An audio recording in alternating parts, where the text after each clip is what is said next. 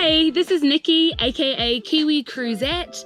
I'm about 2.5 months into a 48 state motocamping trip across America. Now, when I was about a month into the trip, I filmed a video discussing my luggage, the considerations that I made when I picked it, and I also talked about how I attach my luggage to my bike. Now, I got a little self-conscious. I thought no one's gonna wanna watch this, and I never released it. But since then, I've had quite a few people reach out and ask me for this information. So I thought I would edit it together and include at the end some additions that I've made, some things I've changed. Let's check it out. Thought I would do a luggage review for motocamping. It's gonna differ depending on how much stuff you have and how accessible you need your stuff to be. Number one, all the bags that are gonna be exposed to the weather, so they're strapped onto the bike, these are always gonna be waterproof. I can't stress that enough. The last thing you wanna do is deal with having to put a cover on something. Number two, tie down points. So the more the better, essentially. So you'll see on my main bag, we've got these D-rings. These have got really strong stitching holding them onto the bag, and there's multiple places I can tie things. Now with this bag here, this is a 75 liter. I just got this off Amazon. I think it was about $70. Here you can see it has air valves, so if I was to put some pressure on it, you hear the air coming out. I can then compress this, so the bag is as compact as it can possibly be. Three, how many pockets have you got? Go for as many as possible if you're like me and you don't want to be digging around in all your stuff looking for that one cable. And for me, number four was color. So I want to be visible. Safety is super important. And for me, I kind of wanted to match the color of my bike too. The other thing I'll point out is these reflective strips here. These are important, but you can also just add reflective tape on. My main bag, it has all my camping gear, it has my cook stove, it has my clothes, anything that I don't need to access when I'm on the road. Anything that I need to access quickly without unbuckling too many things, I'm gonna put into my hard cases here. These are both locked here, but these contain my extra water supply, any tools, toilet paper, extra straps. I don't want to be digging through that big bag which is strapped down when I need something quickly. This bag, this is the bag that is strapped separately on top of this. This contains all my valuables, so I separate those. If I'm going to run into a store and my bike and bags aren't within eye shot, I make sure that I take that bag with me. It's got my hard drive, it's got my laptop, it's got my drone, so I don't want to risk it by leaving it on the bike. This one's waterproof as well. This is my food bag. I keep this one separate just because, I get hungry relatively often. I can tie this bag up in a tree if I am staying somewhere without a bear box. And when I'm driving, I actually just clip this bag onto one of these D-hooks. There we go, and it just hangs. My water bottle on a carabiner on the other side. So these D-hooks are really good for not only tying the bag firmly to the bike, but also for carrying other things and attaching other things to it. Right, these are compression bags. Now I put my clothes in these. I've left this one unzipped to show you how effective it is. So I've put I separate my clothes into tops and bottoms. I've zipped everything up inside this bag. And then, in order to conserve as much space as possible, these bags zip up for a second time. So, especially when these are full, they really compress all of the air out of them. They maximize that really precious space that you have. Cheapies off Amazon, about $30 for a set of 4. I don't even use all 4, but they are definitely a pro tip. They also make it easier to find your stuff. When you're in the dark and you're trying to find that one thing, you don't want to dig around your entire bag. This is a bag that I keep around my waist at all times. It is waterproof. And it has my most valuable possessions in it, so I can grab them really quickly. So we've got wallet, we've got passport, I have my satellite phone and my keys. I also have a spare set of keys in here. Never let this one be unbuckled except when I'm making this video or when I'm sleeping. I'll keep that right next to me in bed. I'm not going to go into specific items that are in these bags. I'm going to do that in a separate video, as well as provide my packing list. So this tank bag is going to have really accessible stuff, but it's not valuables because I leave this attached to my tank. I've got in it just hand sanitizer, sunblock, some wipes, mask, and charger. 1, it needs to be waterproof. 2, it needs to have as many tie down points as possible. 3, you want to have lots of pockets. And 4, be conscious about the color that you're buying. You want to be visible so you can be safe, and throw on some visibility tape if you do get a darker color. Let's talk a little bit about how to tie your luggage onto your motorcycle. This will look a little different depending on the type of motorbike you have and the type of luggage you have. So I like to always use these types of straps as opposed to bungee cords, which can wriggle free. I'm going to tuck my first strap underneath my bag. Now I have a few options here for attachments. I'm just going to go through the top one there. Come over the...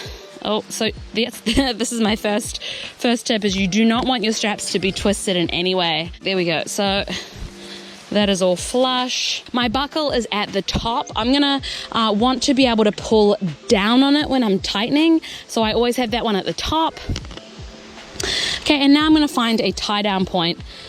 Now what I usually do, it's a little tough because I have my my gas canister attached here.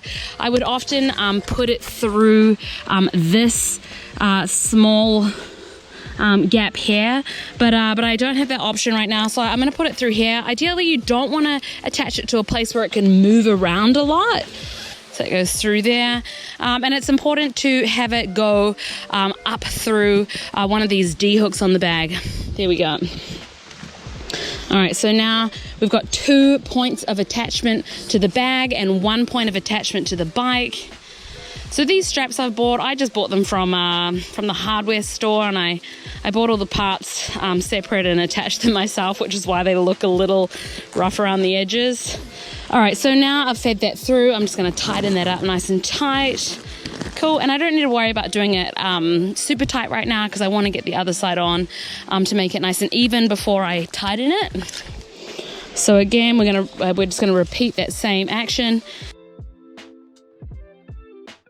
Now, if you had to choose, I mean, you could put it through both of these, but looking at the angle that's going to go on, this is not going to form a nice tight angle. We're going up this way, so I'm going to pick these ones. It's just going to create, less stress on the hooks. You really can just sort of use your common sense on the best angle that you want to go on, but ideally you're not, you're not sort of zigzagging all over the place. You want it to be in a nice straight line. Okay. All right, so both of those are on now, and you want to check that that bag is on straight. The last thing you need is all the weight on one side. That looks pretty good. So now we're just going to tighten each side. And the valve on my bag is open down here, so you can hear the air coming out, which is great. It's going to be a really firm hold. All right, that seems nice and tight. Give it a little jiggle. So you want it as tight as you can get it. I've got a lot of strap left, so I'm just going to create sort of just tying it in a knot. This is going to be a quick release knot, but it's going to just keep it nice and tidy and short.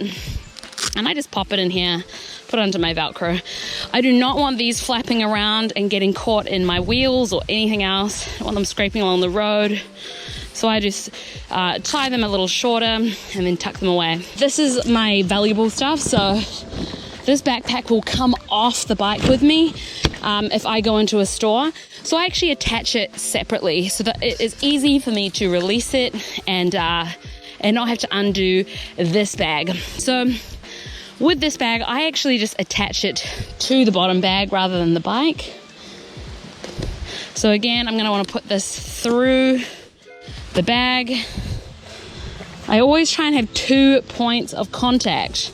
So now up here there is no D-hook, so I'm going to actually just put this under this strap. So if it does come undone, we do have some point of resistance. It's not ideal, but we are going to have 2 straps as well. So that's good. All right, last one. So we want that buckle facing upwards. 1, 2.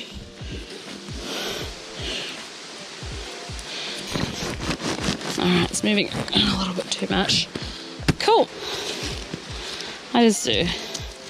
I not like that. The next thing is my food bag. Now, carabiners are your best friends. You're just gonna hook that one on there, tighten it up. My water bottle, I like to always have this nice and accessible because you do get parched when you're riding. To review, I prefer to use straps rather than bungee cords. I look for as many attachment points as possible. I want everything to be evenly distributed weight-wise, and just be careful about how you're attaching it to the bike. Look at your angles. Make sure that you're not putting unnecessary strain on the bag or the attachment points. You want to try and line it up as square as possible with the bag to the bike. So it barely looks like I've got any room on there for me to fit on, and honestly, I wouldn't want to have any extra luggage. So a couple of things have changed with regards to my luggage since I filmed that video. One of them is my water bottle. I had a pretty standard water bottle, one that you might take to work. Now that didn't last very long. It actually unscrewed and fell onto the road.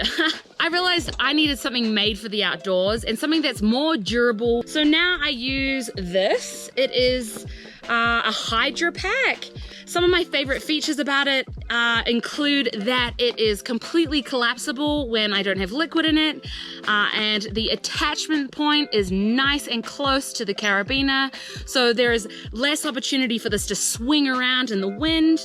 I also love how sturdy it is. There's no sort of long tubes, nothing that can get in the way, and I can even drink this through my helmet.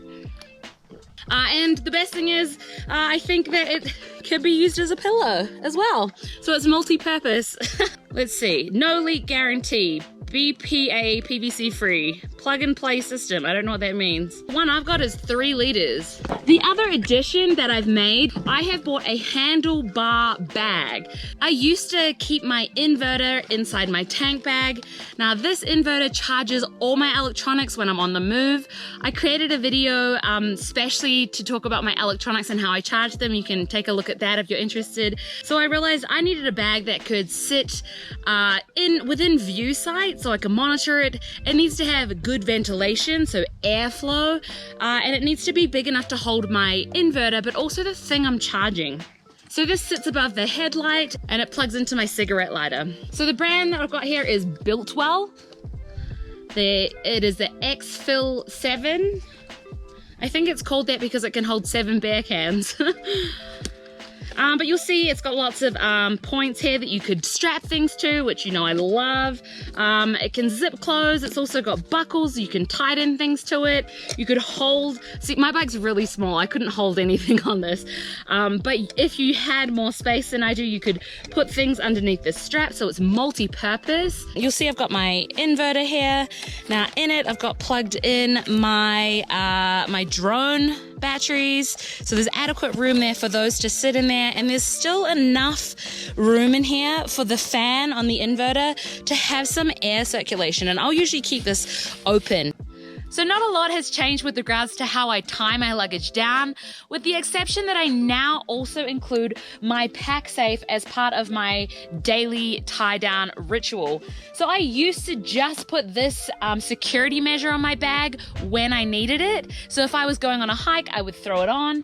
I've discovered that I can save space by just putting it on each day. The Pacsafe is designed for theft deterrent. It's made of cut-proof metal. I also lock my bag underneath, but if someone was able to cut the bag, they would only be able to remove an item that was small enough to fit through these gaps in the mesh. And I make sure that I put a coat or something really big as my top layer in my bag. I mean, if someone really wants to get in their bag, they will, but I do find it is a good visual deterrent.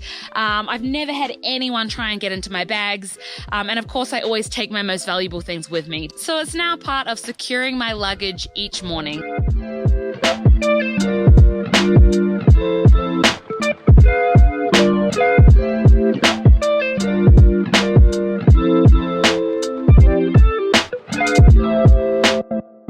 you.